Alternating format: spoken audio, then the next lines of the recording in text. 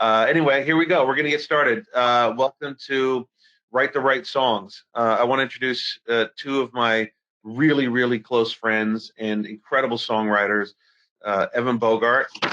Hi. And Marty James. Where's Marty? Yes, I didn't see Marty. Can you see me right here? I'm here. Where are you? Can you see me? I don't know. I have the camera on. I can't see Evan and I can't see you, Justin, but I can see myself, which is That's all right. That's all right. So I wanted to get into a little bit and how we're going to kind of do this in a really kind of loose forum. But basically, what we want to do is we want to talk about our songs, the evolution of how we got to kind of like the place where we got to, and sort of talk about when that first kind of hit song happened, and just when you kind of knew, innately in your being what you wanted to do, and what's interesting is we all have sort of a very similar, I think, history of wanting to be artists at one point, and then effectively transitioning into being creatives. I am a producer, so I have more of a producer perspective. Marty is and Evan both are really fantastic top liners, and Evan also wears an interesting hat of being somebody that has been quite responsible for identifying talent at a very early stage and helping foster those relationships and giving them some guidance and creative support going up. And so I'm going to give brief histories. And I'm going to let Evan introduce himself and pick it up from there. And then, of course, Marty. So Evan and I have been working together for a number of years. Most recently this year, we've had, or this past year, had #1 records with a band called 660 out of the UK, out of New Zealand, I'm sorry. And we still actually have a #1 record over there that we wrote and produced together. But what Evan brings to the table is very unique, and we don't have to go all the way deep back into history, but it's very well documented that Evan discovered Eminem. And from that point on, he went on to helping develop careers of some pretty incredible writers and producers, most notably and currently a writer named Ricky Reed, who is responsible for artists like Lizzo and has worked with Halsey and Meghan Trainor, and just has absolutely taken off and is regarded as one of the top record producers and songwriters currently in pop music today. And as a songwriter, Evan wrote his first #1. Evan wrote for an artist named Rihanna, a song called SOS. Someone can use Mike, that'd be great. Yeah. Thanks. Evan wrote a song with J.R. Rodham called SOS, which was I think it was around his first #1 song, and of course wrote a song called just a little song called Halo by Beyonce, and so that's Evan. And Evan, I don't know if you want to pick up a little bit from there, but let me make a quick intro to Marty. Yeah, whatever. Marty James. I mean, I think that was a good enough intro for Evan. You're not really saying that.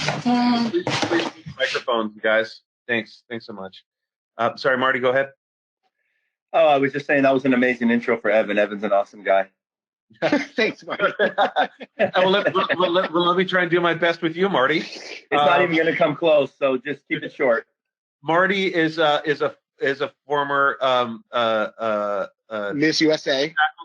That's right. Tackle. No, Marty is an incredible songwriter, and he's only written, I think, is Despacito considered one of the top 5 songs, most successful songs in pop music? I think it is, right?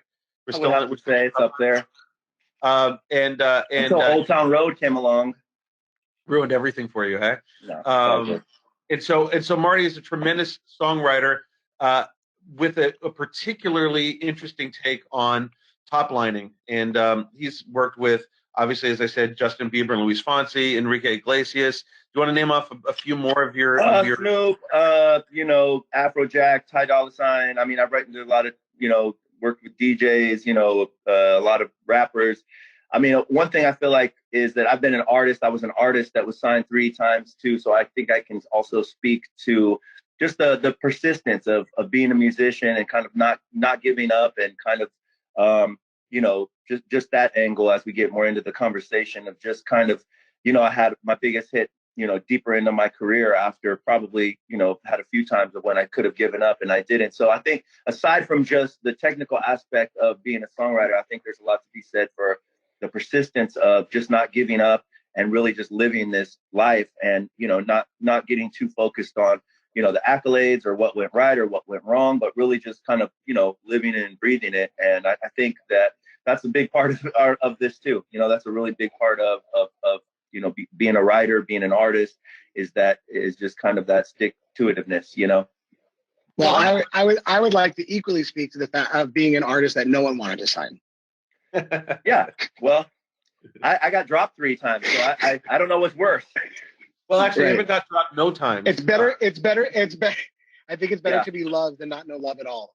I don't know, whatever that saying was. But you guys are bringing up a really interesting point, and maybe talk about, yes, it's great to have written Halo. Yes, it's great to have written Despacito. Okay, we get it. But talk about the evolution. I mean, the first song you wrote wasn't Halo. The first song you wrote wasn't Despacito. So maybe The first song I wrote was SOS. Yeah, well, you're an exception to the rule. Marty, maybe talk about the process of even getting up to the point where you get the opportunity to be in a room where you can even write that song. Definitely. So the quick version of my story, I'm from a small town in Northern California, and I immediately gravitated towards music at 11 and 12, like I'm sure a lot of y'all did. That was probably a sort of coming of age for a lot of people. I was really into hip hop, and, it kind of made no sense for me to be a rapper, but I was rapping at, 12, 13, performing in front of my class. That turned into me making demos in my bedroom, getting some Radio Shack gear and just making songs, but really just doing it, because it was calling me, and that's all I wanted to do. I kind of, just would go home from school and I would do that all day, and kind of it took over my life.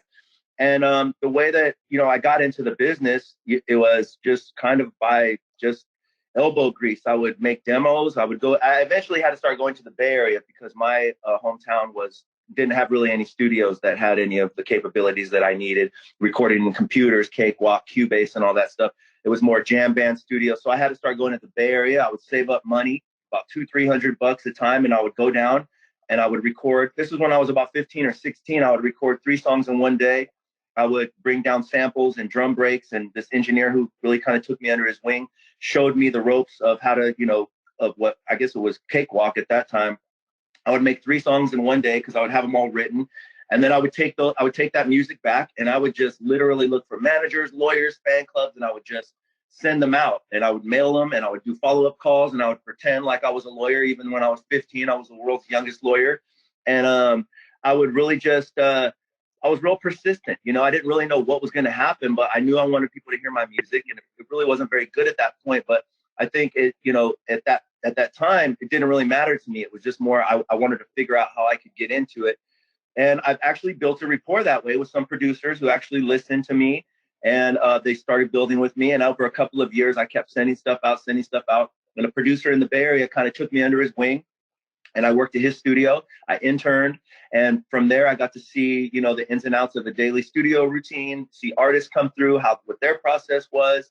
And so then I kind of immersed myself in the recording world. And from there, that producer had some connections. And after his studio was closed, me and him would work on our stuff, and which led me to getting signed by the Beastie Boys at I was about 19 or 20.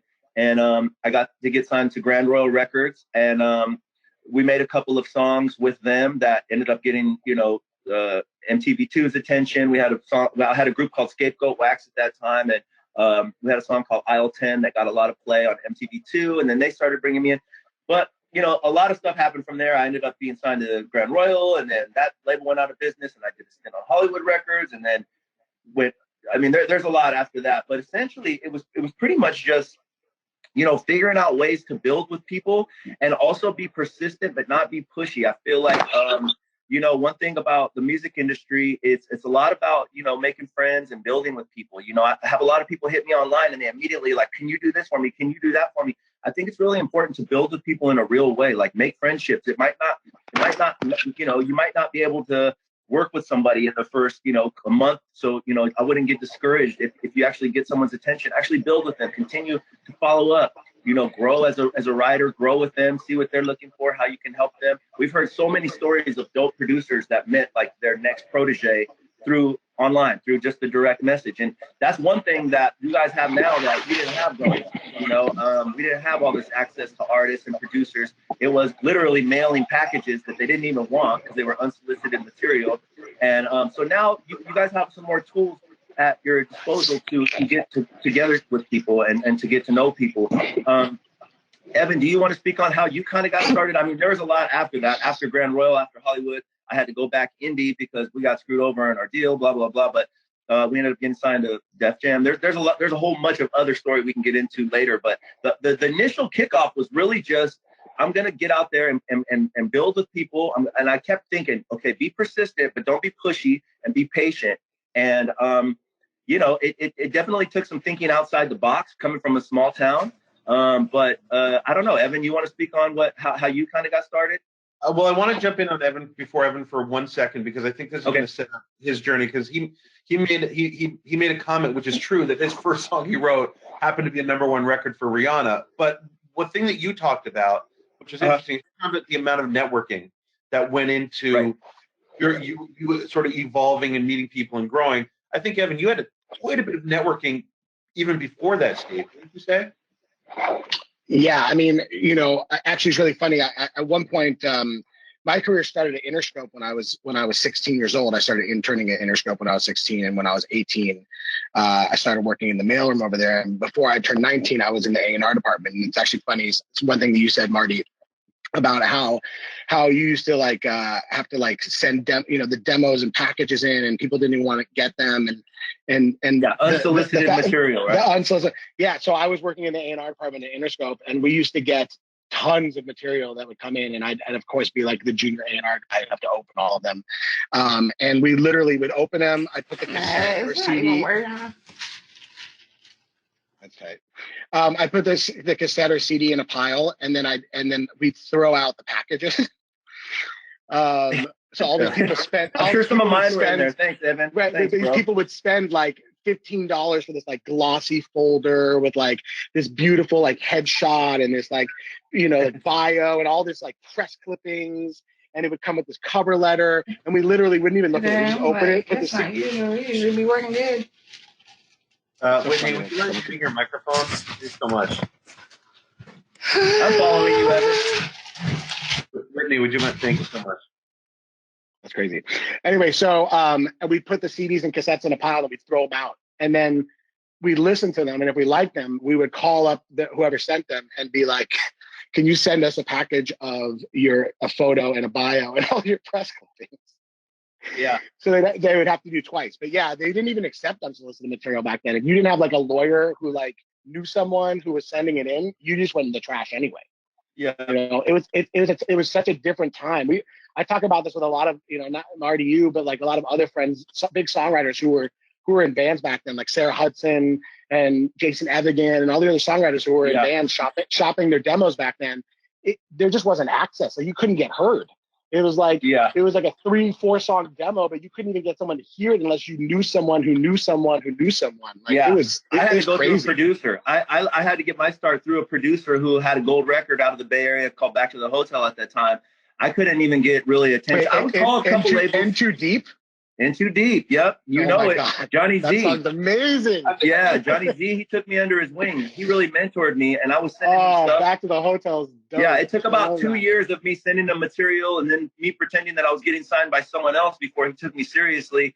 And then he had me come down for the weekend, and then we ended up, he really took me under his wing. And Mike Nardone and from I love Mike Nardone. Jive Records, he was one of the first people that gave me confidence that, okay, this is cool. But I had to go through a producer who had already had a gold record. So at that time, it was really hard to get, and it's still hard to get label attention. Let's be honest.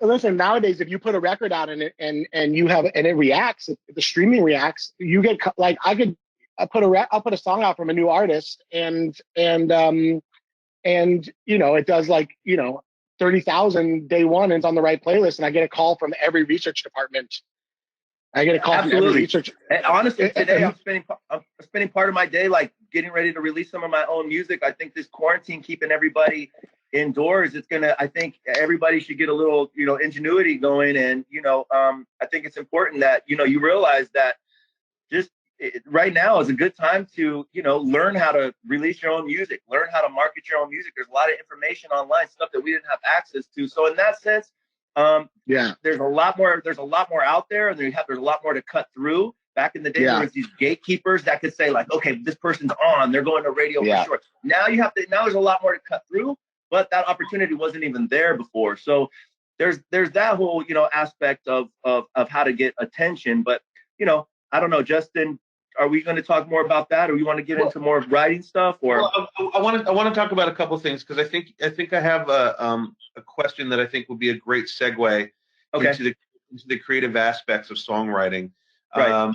Because we sort of touched on networking. I agree. I think that's completely, maybe even probably more important than the songs. Well, I kind of want to add to that just from my own experience. Like networking is not just about who you know in the songwriting community, but networking, to what Marty said about the gatekeepers, is still who you know, just creating a network of people that you can work with, that you can be of service to, and that can be of service to you, not just in songwriting. It's like, for me, I came up working at Interscope. I tried to get signed when I was 17, 18 years old. No one wanted to sign me. When I started working, I just kind of settled into working at Interscope and did A&R and learned and spent the first 4 years of my career, or 6 if you can count the internships, at Interscope Records University. That's where I got my education in marketing and A&R. Except for the stuff that you were doing as an artist, you had. Yeah, I try to shop myself as a rap artist also, and couldn't get signed. But obviously within the first year of working at Interscope, I was A&Ring Eminem's first record. I was A&Ring Tupac's first record after he had passed away. Are You Still Down? Which I interned working on Me Against the World and Thug Life. So I think it's important. I think it's really important to think of this, you guys. There's a lot of people, people in the music industry. It's like, what can you bring to the table? A lot of people come with their hand out, like, can you do this for me? Can you put me on? Can you do this? The way I got in, even after I was an artist, already signed, I kind of got humbled a lot of times. So that's why I just like to stay in this humble space, because the music industry has a way of humbling you real quick. Even after I was signed as an artist and had traveled and shot videos and toured, I went back to square one as a writer. And I started to realize, like, somebody that me and Evan have both worked with a lot is J.R. Rodham and Zach Katz at that time, gave me a break. And I started to realize, you have to bring something to the table to get something back. There's a lot of people coming to producers. There's a lot of people coming to producers with, can you help me with this? Can this label help me with this?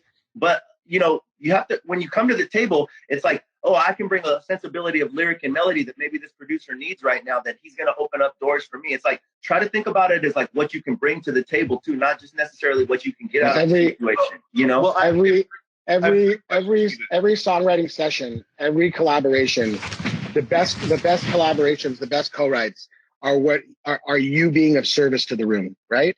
So if you go into the room like, I know what I'm doing, this is what we're doing, like this is what we're writing today, and you go in the room and all you can think about is what you want to do, why are you even co-writing? Like, don't. The whole point of a great collaboration, and not just in the studio, but in life, in relationships, in friendships, with your family, in business relationships, in creative relationships, is how can you be of service to the other people? How can you make the people in your life the best version of themselves? And if they're thinking about how they can make you the best version of yourselves, right? That's how great collaborations happen. You should go into the room, if you're going to write with an artist, you should be thinking like, how can I help the artist convey what they're trying to convey? Not a concept that you're trying to get them to sing about. You should be in there saying, what's going on in your life? How can I help you convey this emotion? And even if you're going in the room to write a song with somebody that's not an artist, you should still go in there and understand how to read the room, play to their strengths. You should walk into the room and I say, okay, maybe Marty's great at lyric and I'm great at melody. So you know what? I'm going to figure out I'm not going to sit there and try to dominate Marty on lyrics, because I know Marty's great with lyrics. And Marty's not going to sit there and try to dominate me on melody. We're going to support each other. We're going to prop each other up. And we're going to try to make each other better. This is literally the key to being a great co-writer and writing great songs is you check your ego at the door, you walk into the room and you figure, how am I going to be of service to people in the room? How do I read the room? What is my role today? What hat am I? Some days you lead the session, some days you're being a good writer to fall back.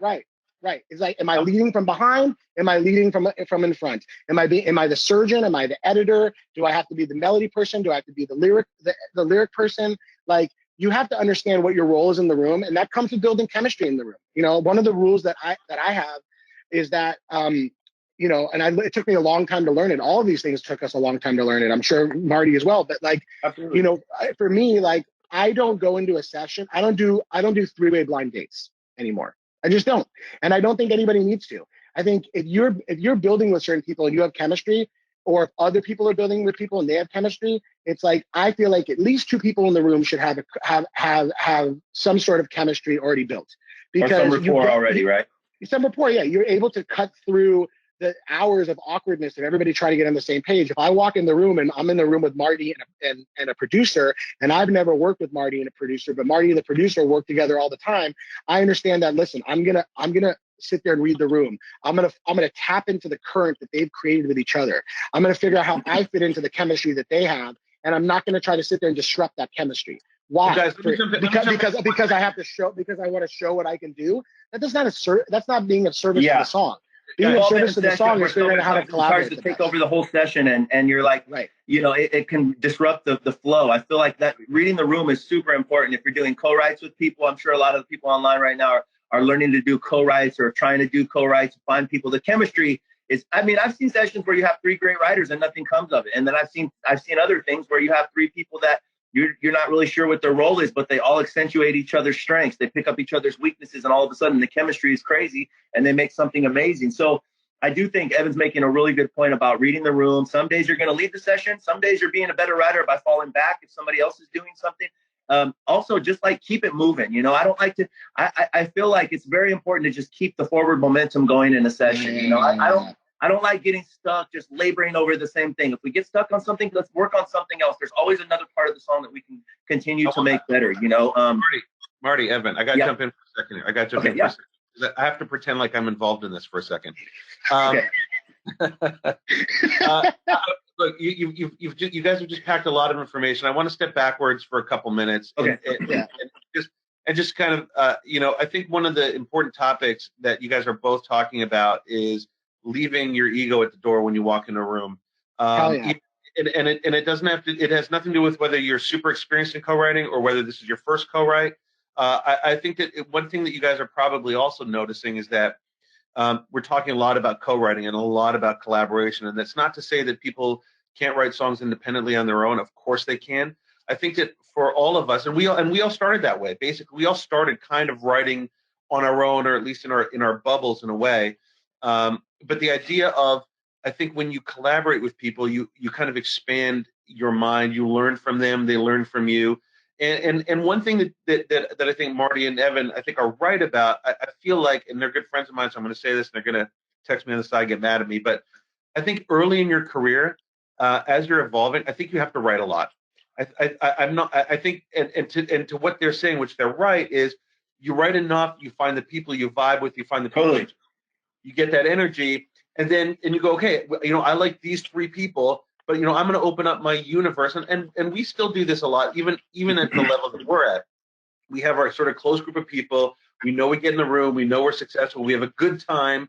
I think that's an important thing, too. Actually, this is one of the things that Evan taught me is we're going to get in a room.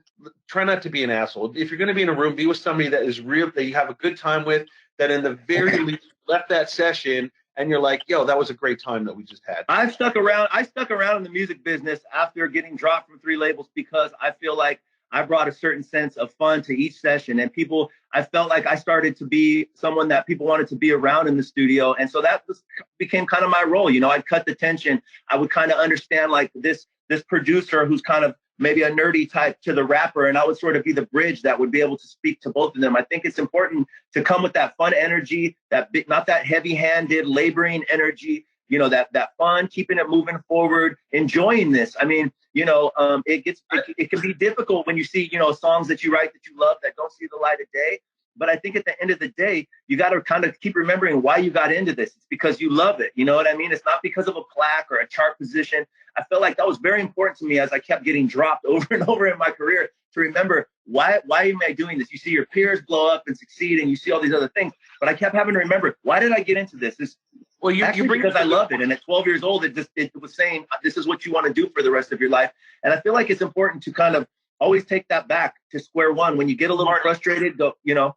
Marty, you're kind of bringing up a good point where you guys talked about earlier, and there's a lot of stuff I want to talk about, and we want to try and make sure that we don't abuse everybody's time today. But yeah, both of you guys discussed in sort of ways of rejection.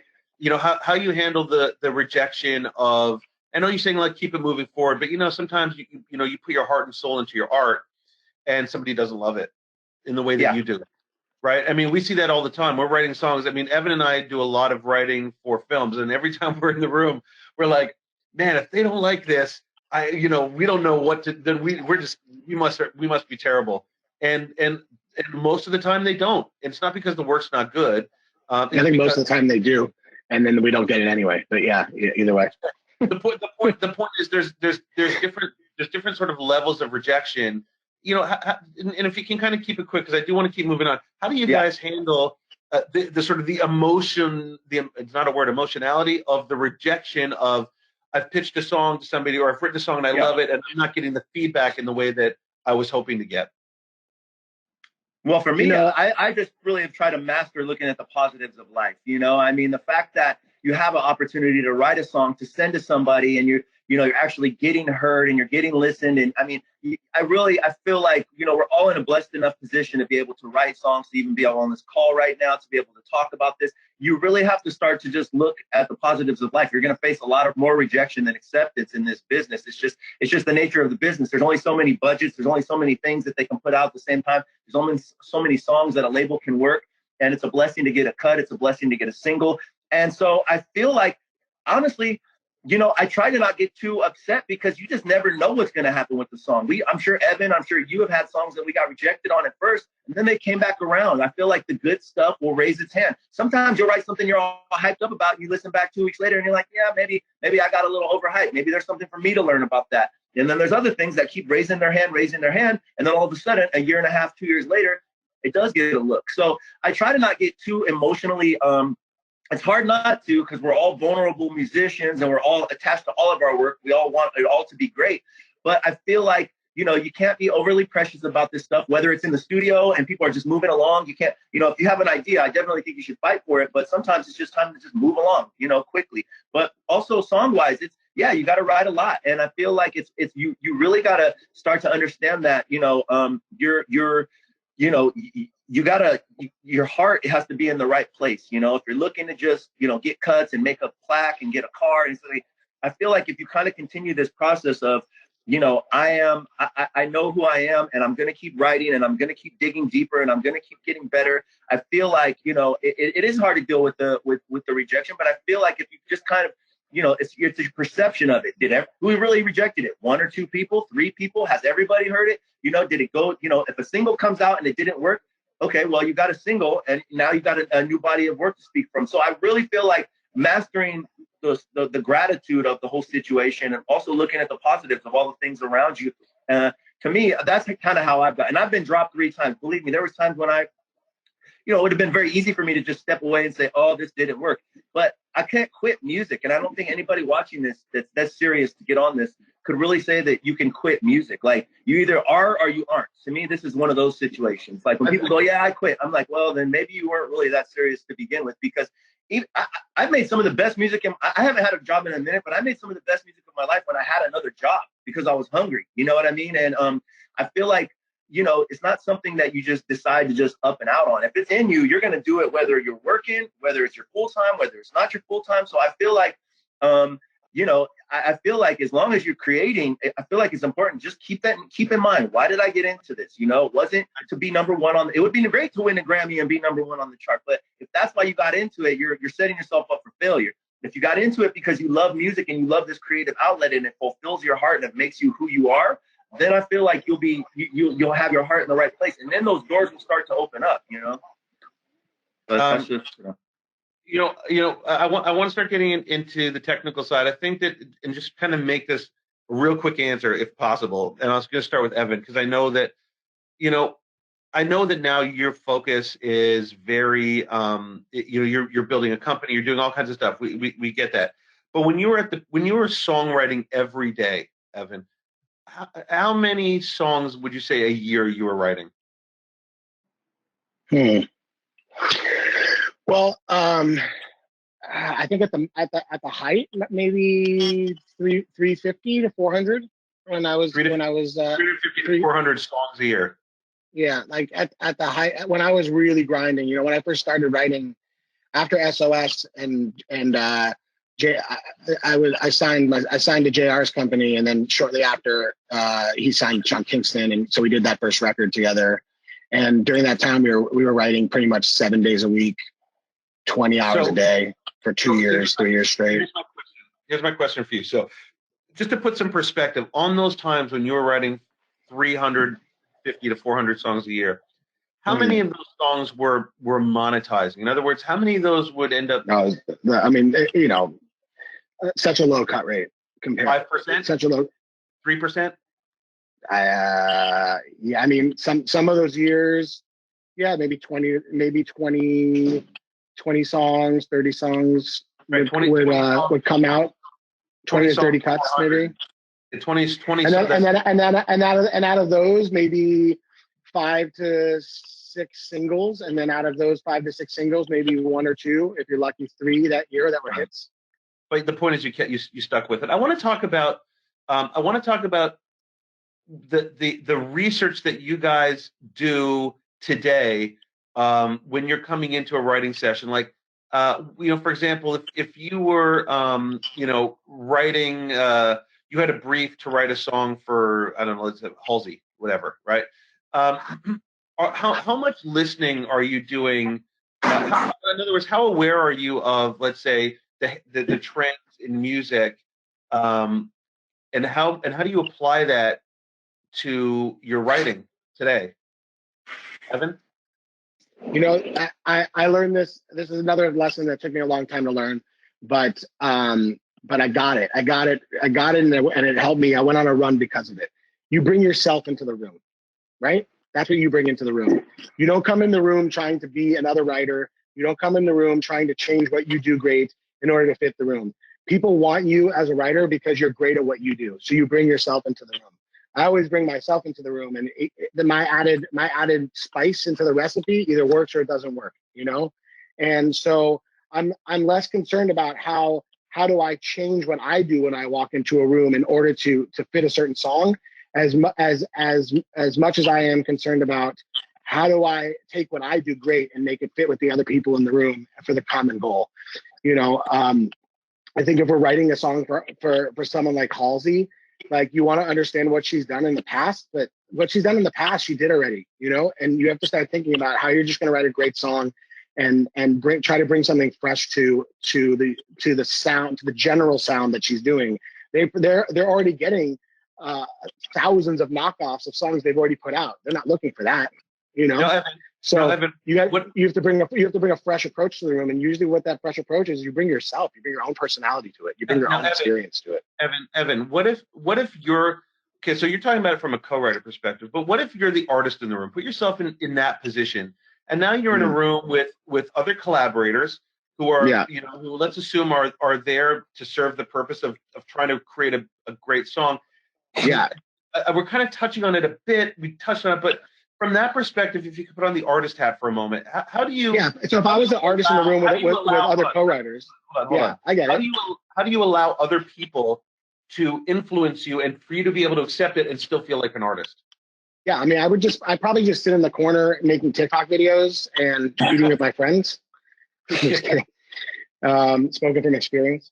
But no, I listen. I always tell the artists that I work with, if you're going into a session with co-writers, those co-writers are coming in and they're there trying to be of service to you, to try to help you get your point across. If you're not coming in to a session with a point of view, what are you even doing writing music? You know what I mean? That's very true. What are you even doing being an artist if you don't have a point of view? In this day and age, you need to have a point of view. You need to have an idea of what you want to say, what you want to convey, who you're talking to, who your fans are, how you want to be authentic. What part of your authentic self do you want to share with the world? And if you understand that, which you should, otherwise, again, you really shouldn't be an artist. You should be able to bring some nugget of inspiration into the room. Like, hey, I just went through this bad breakup, and these are the kind of things I'm feeling. I'd love to write a song about this, or write a song about this, or write a song about this. And then the songwriters will go, oh, I totally relate to that, the middle one, because I went through something like that too. And they start bringing their own experience to it, and they can help you craft something that fits within your point of view and your authentic self. If you come into a room, and by the way, I've had this, when you come into a room and an artist says, well, I don't really know what to write about. Well, what's going on in your life? I don't know. Well, what do you write about usually? Like, what are the kind of things you've been writing about? What are the things you've been writing about lately? And I've had artists say to me stuff like, I just get on the mic and I sing melodies, and then I just try to fit words into the syllables that they sound like. And at that point, I'm like, all right, cool. Can I leave now? Because like, what am I doing here at that point? You know? So you need, if you're an artist and you're going in the room and you have these songwriters, especially like whether they're big songwriters or little songwriters, doesn't even matter. If you have people taking time out of their day to, if you have people taking time out of their day to try to come and help you write a great song, then you need to bring something to the table. And it doesn't have to be one thing. You don't have to be bullish about what the idea is. I think that's also a mistake to say we have to write about this. Because what if the people that you're co-writing with don't connect or relate to what you want to write about? You should come in, you should understand what you're going through. And you should bring options into a room of concepts and things you've been trying to convey, and see who connects with it, who can help you, who relay that and convey that. Marty, I want to ask you a question about the actual process of songwriting. I know we're giving a lot of like positive feedback, but when you're in a room, right? What is that thing that you go? How do you go? This is the verse, or oh, we nailed the hook, or maybe the hook isn't good enough, or like, you know what I mean? And you actually share a philosophy of songwriting that I'm with you. It's like, don't get too hung up on the first sentence because you may not get to the end. I like the idea of kind of writing, letting it flow, and then kind of coming back and tweaking it. And I know that in my experience working with Evan, sometimes we'll be working on a verse, and then all of a sudden we'll just jump to a chorus, and totally. We'll come back to the second verse, but then we'll go, oh, maybe the second verse is the first verse. Talk about that literally the technical process of how do you decide when you think you have something that's a chorus, and you go, maybe that's not the chorus, maybe that's the pre-chorus. Like, just talk through the. Yeah, I mean, for me, I feel like there's always that initial breakthrough of like, what are we talking about? Because I feel like there's been times when people just, let's get on the mic, like Evan was just saying, let's get on the mic and just freestyle melodies. Okay, that's cool, but what are we talking about? How about we hash out? I like kind of knowing.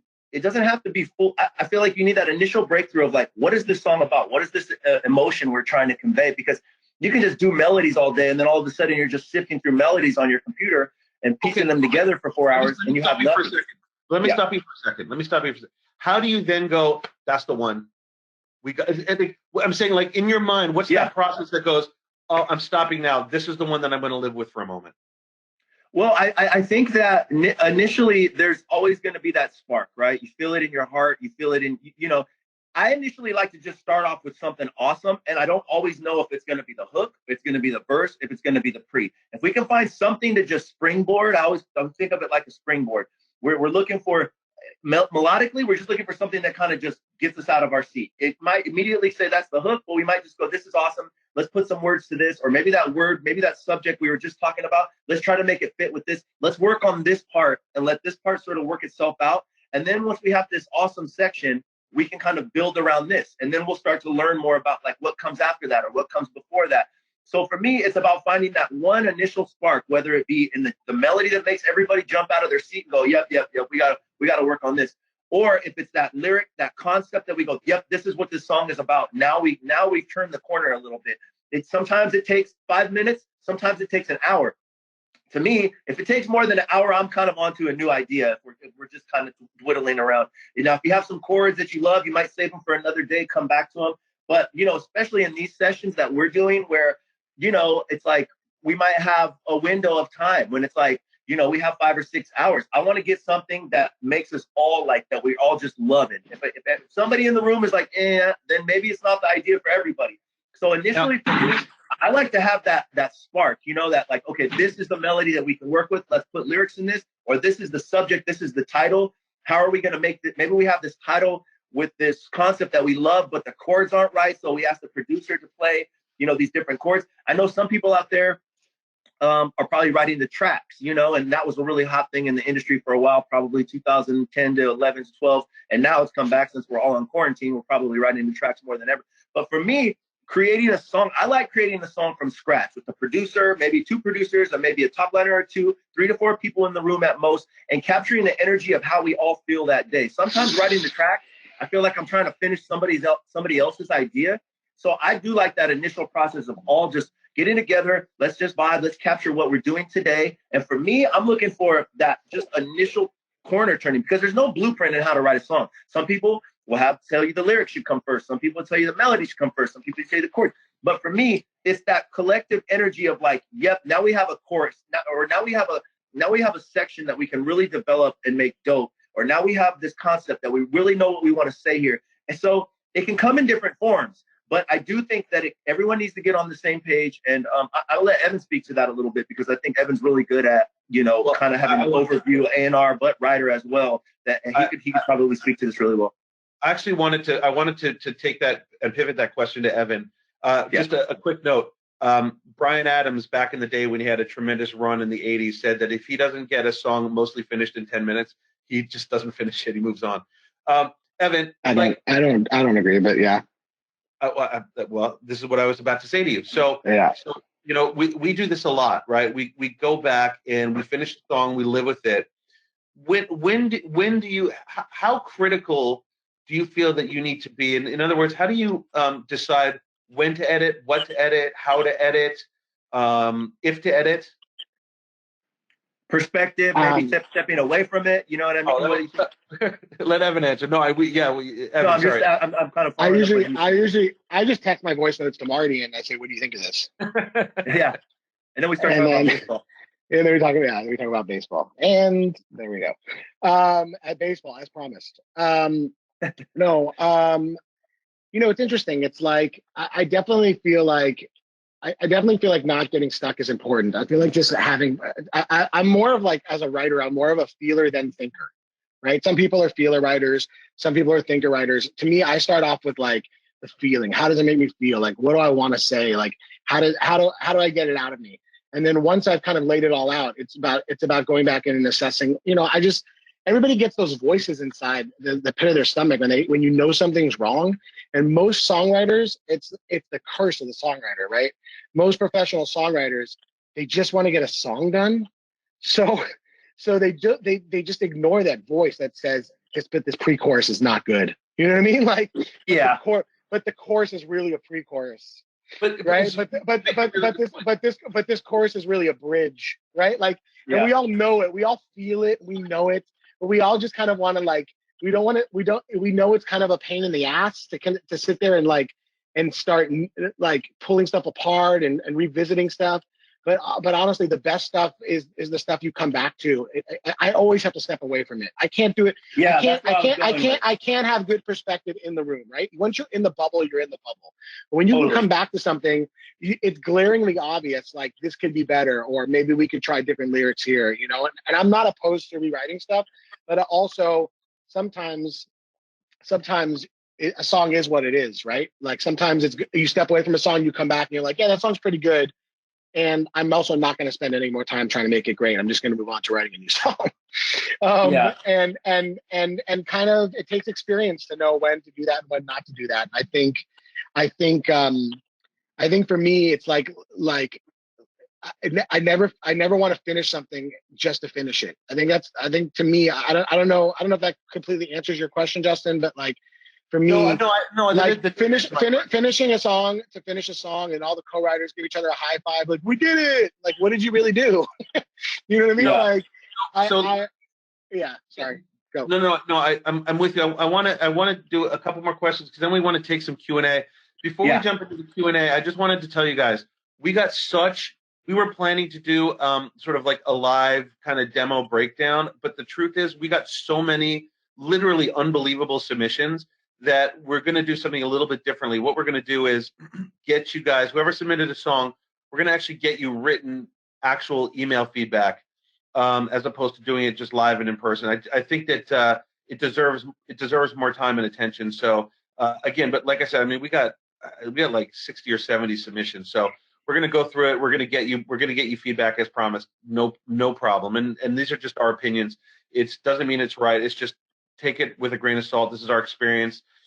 Use it as a learning tool. I wanted to ask real quick. I'm a producer, obviously. I'm a songwriter and producer. When I work with Evan, I'm really responsible for the track, the musical vision. We do collaborate on lyrics, of course, but you know, again, as Evan kind of indicated earlier, same with Marty. You know, they're so good at that job that I really become the sounding board a lot of times. Like, what do you think of this? And then I'll kind of give them my opinion and do it that way. But you know, how important, at least early on, or even maybe still, you guys, and again, I'm just asking you to keep it quick because there is some Q&A we want to get to. How important is the quality of the demo itself in case somebody wants to, let's say, pitch to an artist?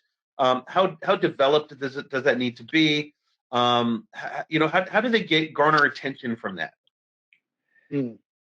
Marty, Evan? Yeah, I mean, in my opinion, it does help to have a nice vocal on there. If you're, if you're trying to pitch a song to Chris Brown and there's a guy singing like Tom Petty on there, you know what I'm saying? It's just not gonna, you know what I mean? It's not gonna connect the way that you want it to. I think you want to present these things. Obviously, you kind of want to take a lot of the imagination out of, like, you know, some A&Rs, they're not necessarily like musicians, so they might not. Some can actually see the vision a little clearer and can maybe have the foresight. But you're being too nice. Yeah, yeah, I know I'm being too nice. But you're giving them a lot of, like, there's a lot of room for failure in that. To me, it's like, if you can get a good vocal and you can get the song sounding excellent, then you should, you know. Now, occasionally you'll hear a song that's just a piano and a demo, and and it's a guy singing, and all of a sudden somebody, you hear it and it makes sense for a female. But for me, I mean, if you want a little more of a foolproof scenario, I would rather have it sounding pretty dope and have it, be able to be pitched as, like, you can hear it on the radio. I'll say this, taking the guesswork out of it is always the best. Yeah, that's what I'm saying. As close to a finished record as you can get it sounding, because the gatekeepers, and like I said, Marty was being nice. Like, you could probably, no offense to anybody, any A&R who might be on this. I don't think there are, but like, you could probably count on maybe two hands, like, the A&Rs in this business who actually can hear through an unfinished production or a not very well sung vocal, and a lot of times, there are some, pretty mediocre songs that are getting cut because the vocal's so great and the production. That's so very, very, very good point.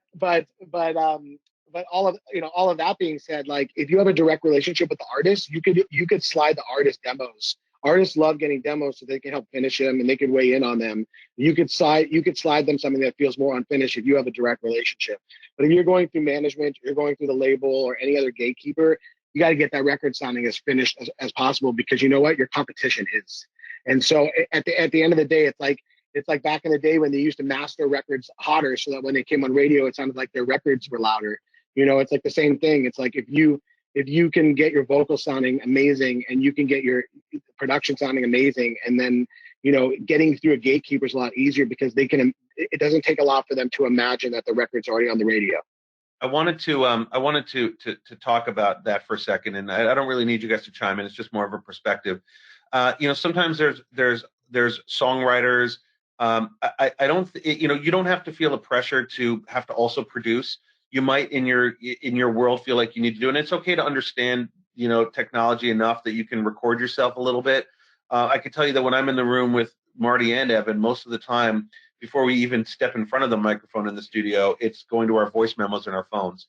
And that's really a good litmus test to see how well something works. Having said that, if you're a songwriter and you can't really get a production together, I promise you there's producers out there that aren't really great songwriters, but they bring a component to a collaboration that I think is really important and crucial.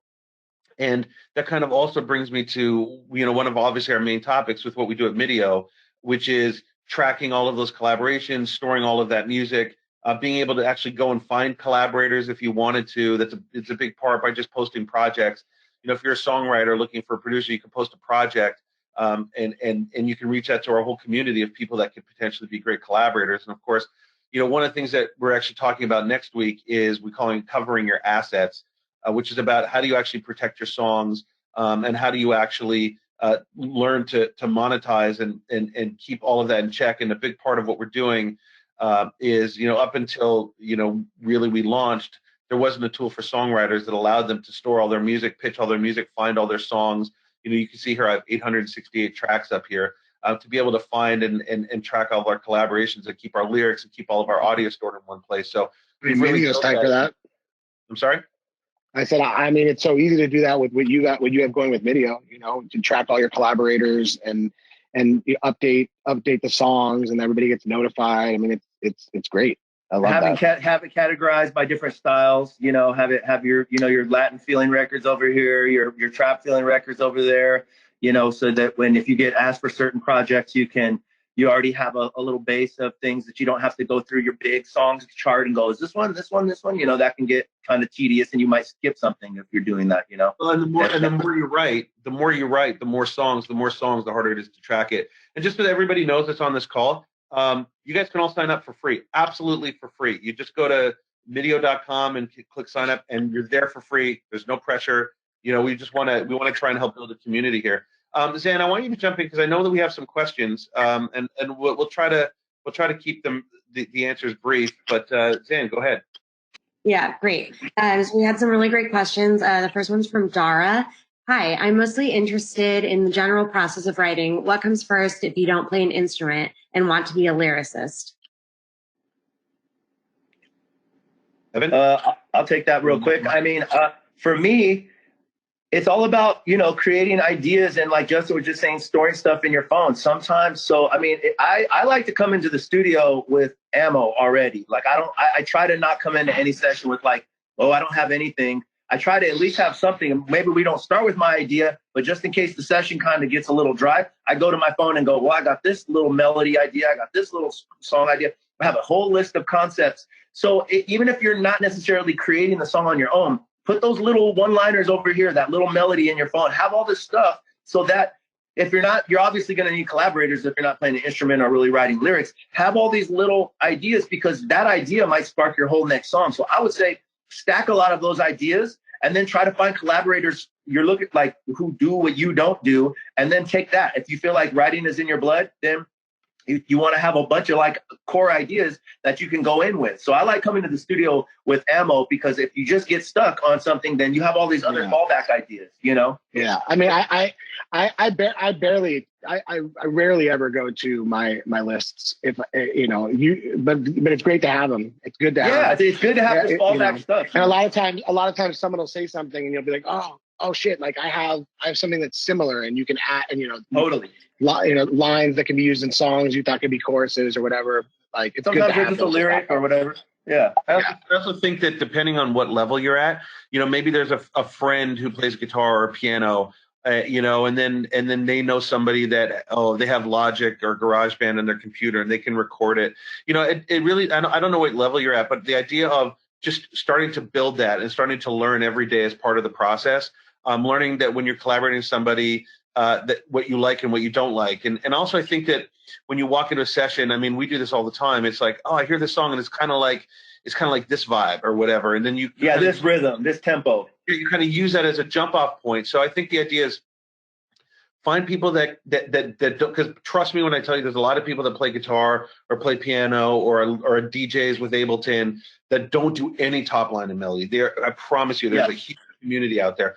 So, find people, meet people. Like I said, you can do it on MDIIO. You can post a project. I'm a lyricist looking for somebody to help me make a track. I mean, that's a very easy way to start using. Yeah, super quickly. I think we all kind of started off writing with the people that were around us, just naturally, organically. Try to find those organic relationships. Now you have the things. You have the access online. I started writing my first songs. I would listen to how Wyclef had his songs, and I go like, oh, this is the verse. Oh, this is the pre-chorus, and I would kind of trace his songs almost and make my own song. So don't be afraid to like, vibe against other songs and just kind of start to get your format down like that if you're just starting out, which I just saw you said you're a beginner. So, as long as you don't follow what Wyclef did for taxes, that's fine.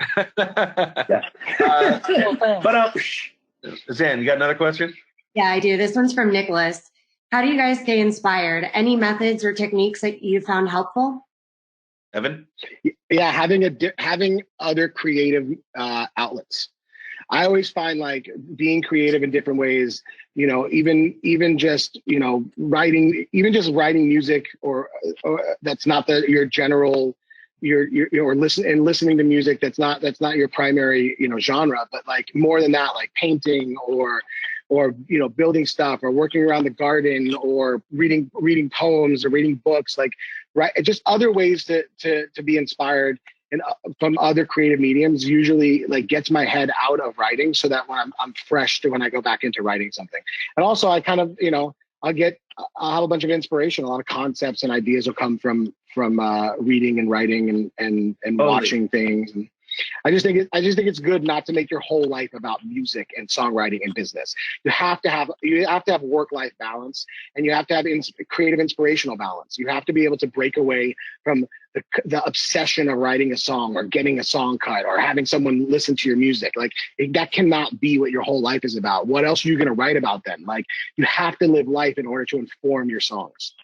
For sure, I totally agree. I'm the same way. I do a lot of goofy bits on Snapchat and on Instagram and all these different things, and a lot of it's because it's just like a good way to keep my creative juices flowing in a different way than just writing every day. Also kind of getting yourself a little routine as songwriting becomes your job. All of a sudden, you have a session at 1 or noon, or if you're in Nashville at 8 a.m. or whatever it is. But it becomes your job, and you kind of got to pace yourself, like I think Evan's talking about working this, pacing yourself to where you get up and you have a routine. So that way, you can be creative and ready, and you have these ideas that can kind of come to you. I feel like it's about work-life balance. Like, don't work, don't burn yourself out trying to just chase a hit. Like find other things, find art, find literature, find, creative comedy, whatever it is, really set yourself up.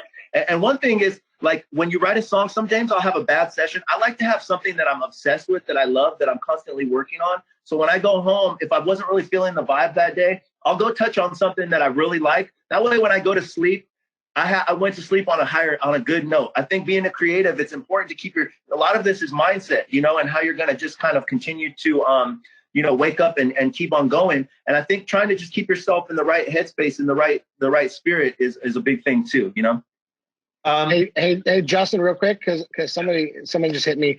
Where do people submit their songs for this Q&A for the written review? So we're going to do this every week. We post projects in MDIIO. I'll show you right here. When you guys go into MDIIO projects, you click that. You can see we have a whole bunch of them on the platform right now.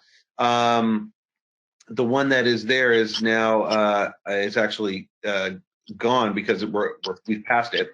But you could basically, it'll say write the right song. In this case, Art did. You would click on that, and then you would just go to pitch to the project, and that's how you do it. You find the song that you like, that you want to pitch. You could search it through any number of ways, and then you just submit that and you press OK. So you could say, well, I want to pitch this song and OK.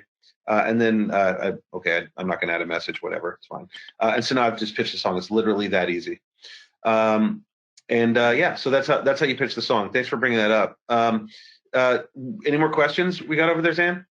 Yeah. So speaking of balance, this one's from Matthew. How do you balance the focus of the creative process and what the end product will sound like? I get so caught up in writing and mixing at the same time instead of focusing on one thing at a time. That's a great question. I think I'm actually going to jump in on this one, you guys. Yeah.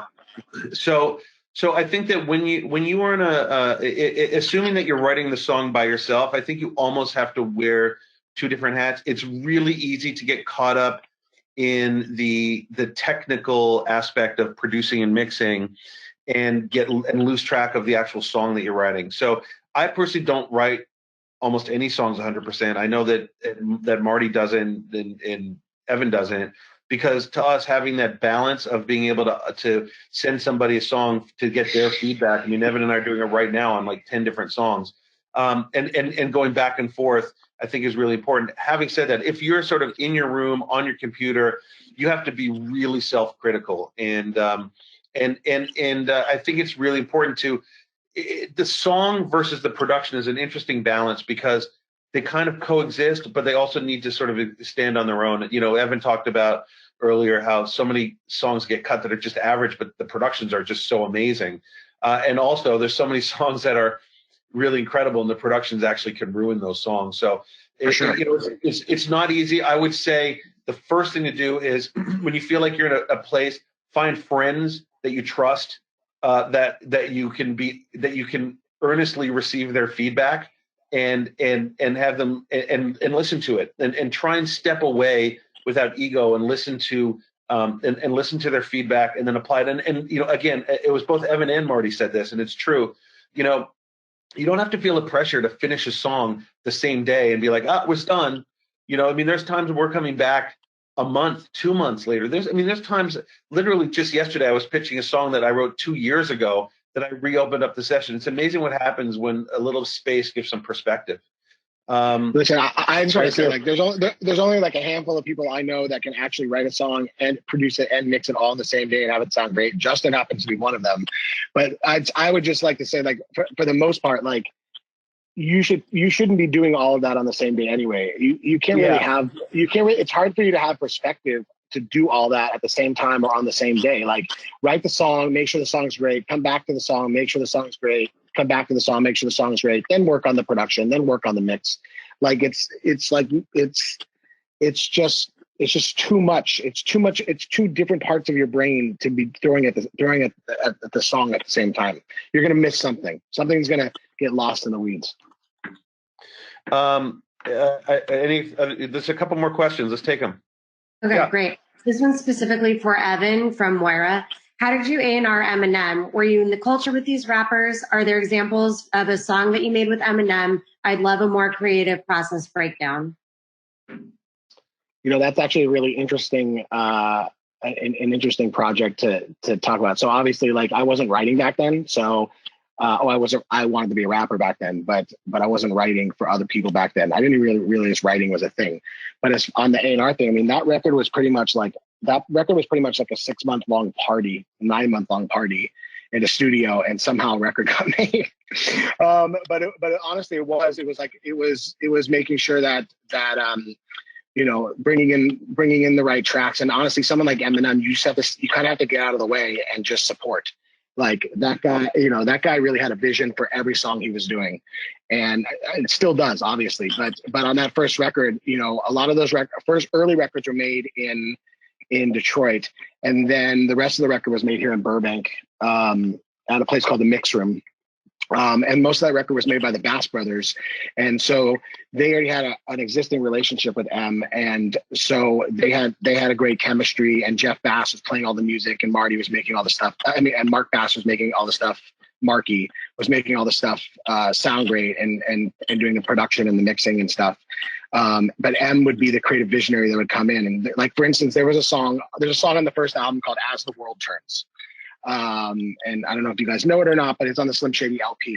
The beat for that song is actually a beat from my demo that I tried to shop and get signed. So it was kind of like, I wasn't going to be an artist anymore, but I was playing these records for M to see if he liked any of the tracks. And he was like, this track, can I use this track? And I connected him with the producer. And, like, so it was really about how do you just keep giving someone like Eminem the ammunition to create, you know, that when an artist has that much vision and that much point of view, it's like you just need to keep feeding them assets to be creative and let them run with it.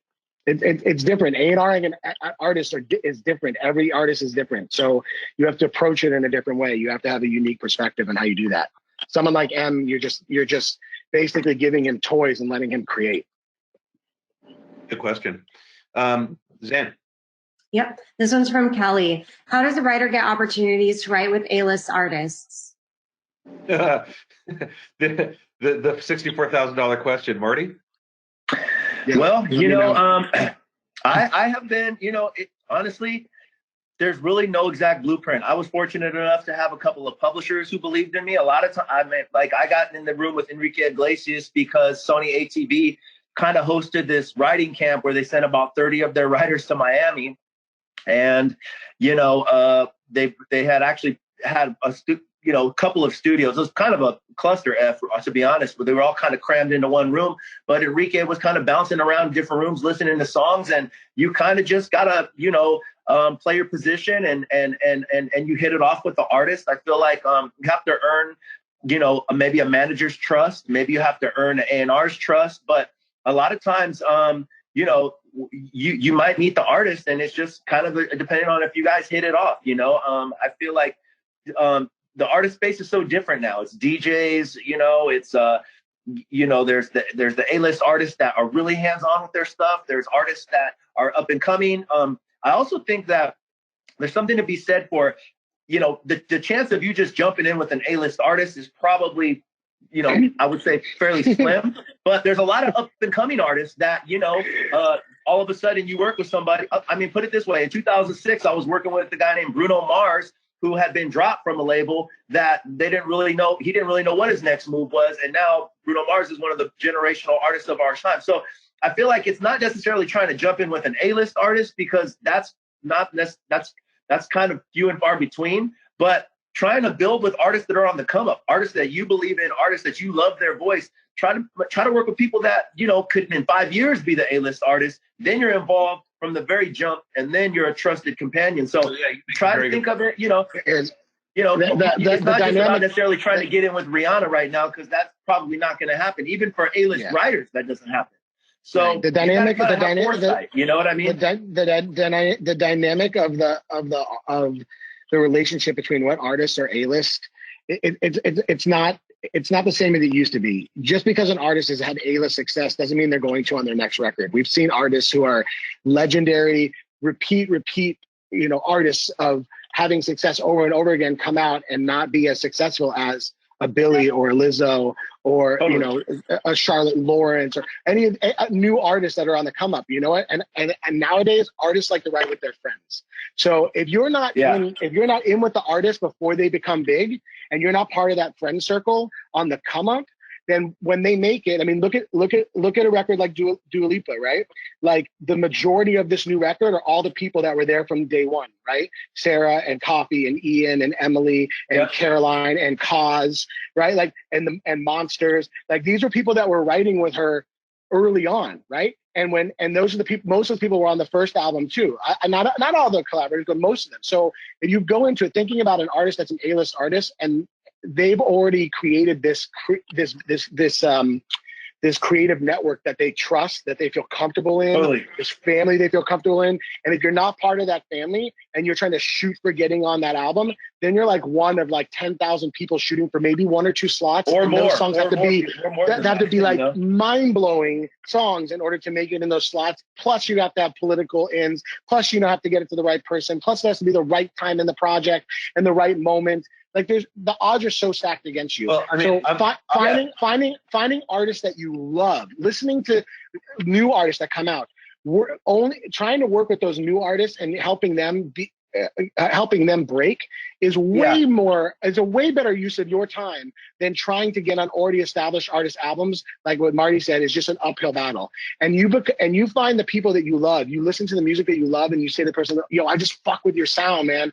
I'm just so passionate about what you do. Let's get in. Let me help you. Let me be of service to you. And you get in with them, and you do like 20 of those. You focus on those, and you really dive in, and maybe some of those are going to break, and then you're part of that friend group, and you're part of that, helping them create their sound. I mean, nowadays artists really just love to ride with their friends. To me, that's how you get in with an A-list artist, is you're there in the beginning and you help them create that. When I go to talk to an A&R, them become an A-list artist. This is the big act you're looking for. What do you got that's on the cusp, or what do you got that might need help, that might need a reinvigoration at the label, that might need a little kick in the butt? You know what I mean? Find stuff like that you can actually, help with multiple songs. I remember Kerry DeGuardia a long time ago was like, it's cool to get the cut on, you know, the bigger artists, and you might have the 10 or 15% of that.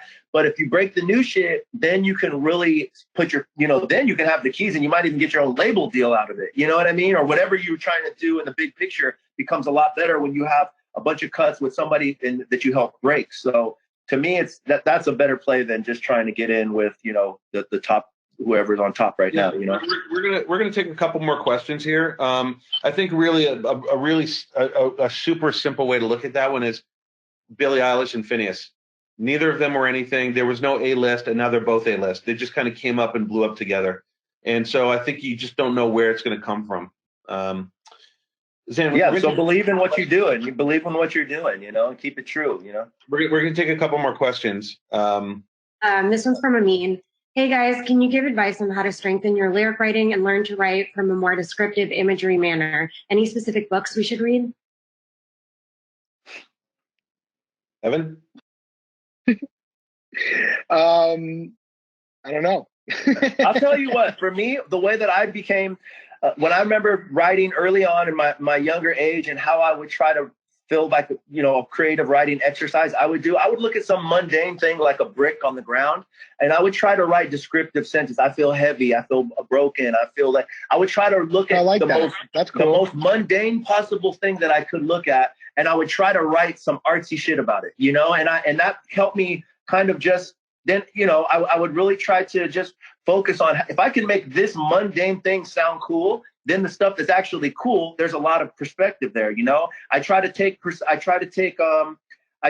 situations that might just be me fighting with my girlfriend or my grandmother passing, and I try to write about them in a broad manner where you might not understand that's exactly what I'm talking about, but it might relate to you on different ways, so and on different levels with people. So I think taking different situations and then putting like a bigger, broader twist on them, for me, has always been something cool. Like just looking at something simple, mundane, like this little troll right here, and then writing his little story in a way of like, for me, there's inspiration everywhere, you know. And I think Evan was getting to that earlier about, you know, finding inspiration outside of music, you know, looking at stuff out there, looking at the world. To me, I find inspiration in everything, and I try to find inspiration everywhere, and writing about it in a roundabout way will kind of sharpen your sword a little bit, you know.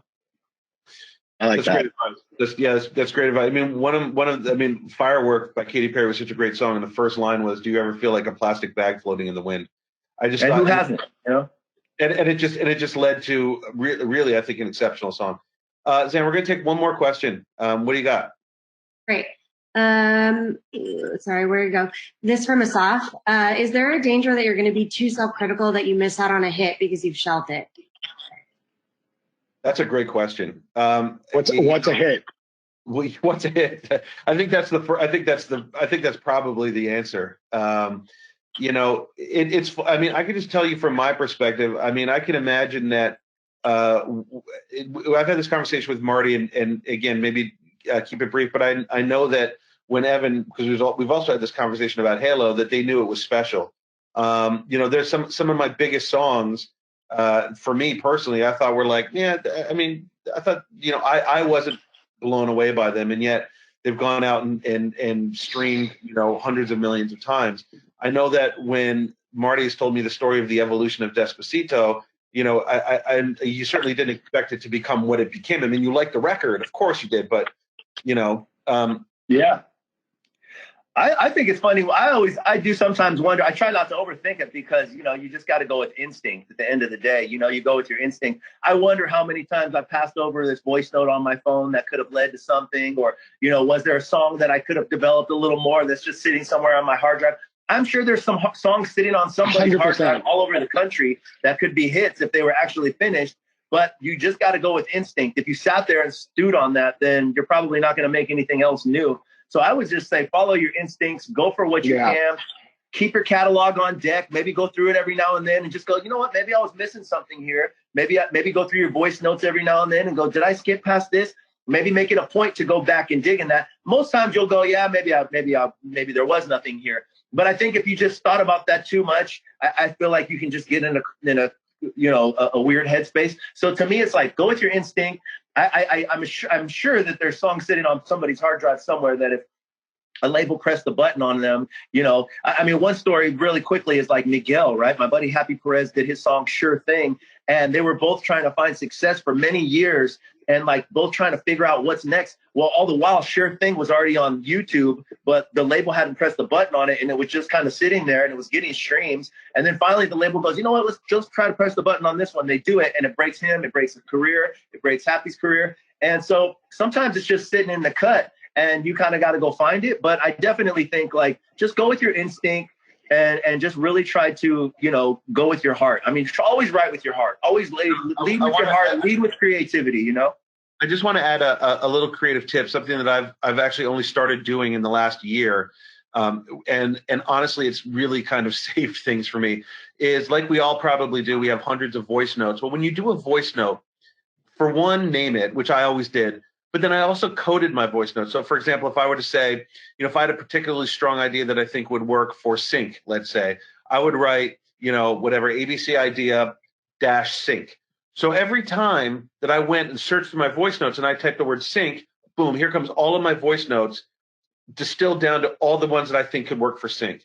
Or if you say, well, I have a beautiful, like an awesome ballad idea, or I have a little beat, you just be like, you know, ABCD idea, whatever it is, dash, and then code it so that there's a code that you understand so that you can go back and search your voice notes and go and find it more quickly as opposed to going through the sheets of voice notes. So you say you're tagging your own voice notes? Correct. That's exactly right. We unfortunately are running out of time. But what I'm going to do right now is I'm going to create a brand new project for you guys so that we can take it and submit those songs. And in the meantime, you know, we could take one more question as you guys are watching me create a project. Go ahead, Zane. All right. Any tips on co-writing via video chat during this social distancing time? I was wondering. Good luck. No, just kidding. Yeah. It's hard. I find it easier to do lyrics. Yeah, me too. You know, like I'll do a lot of like rewrites or tweaks or like help people with lyrics. It's really hard to do melody.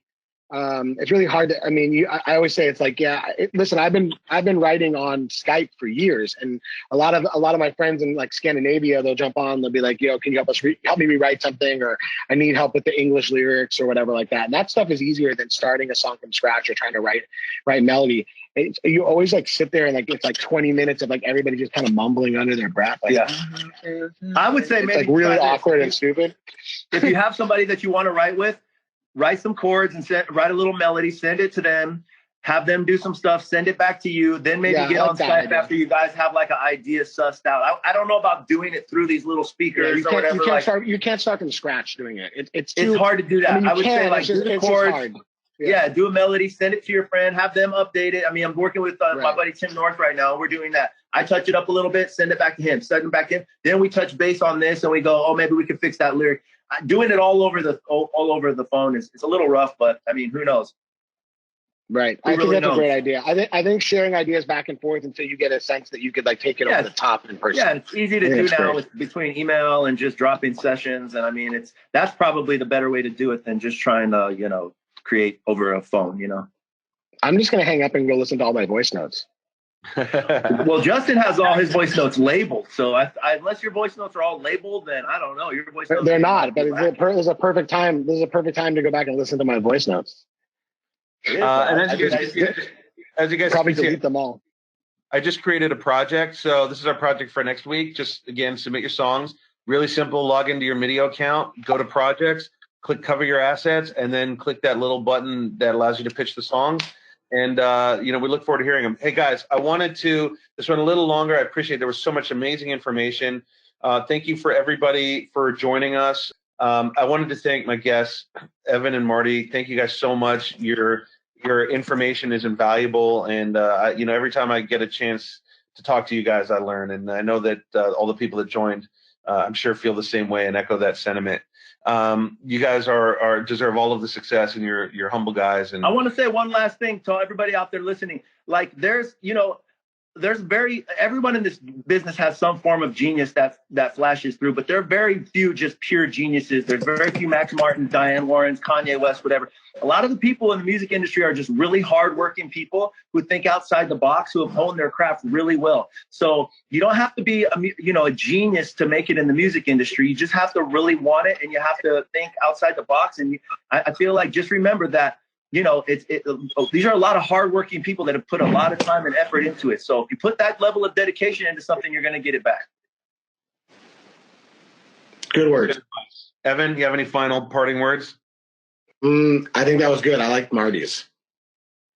All right.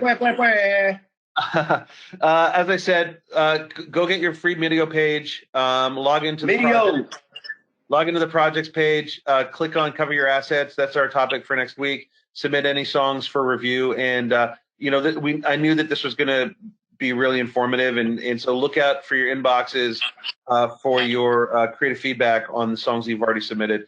Thank you, everybody, so much. Thank you, Justin. Thanks for having us. Thank you, Justin. Thank you, Evan. Thank all you guys for joining us. Take care, everybody. Have a safe week. Thank you. See you next Friday. Much love. Bye. Much love. Be kind online.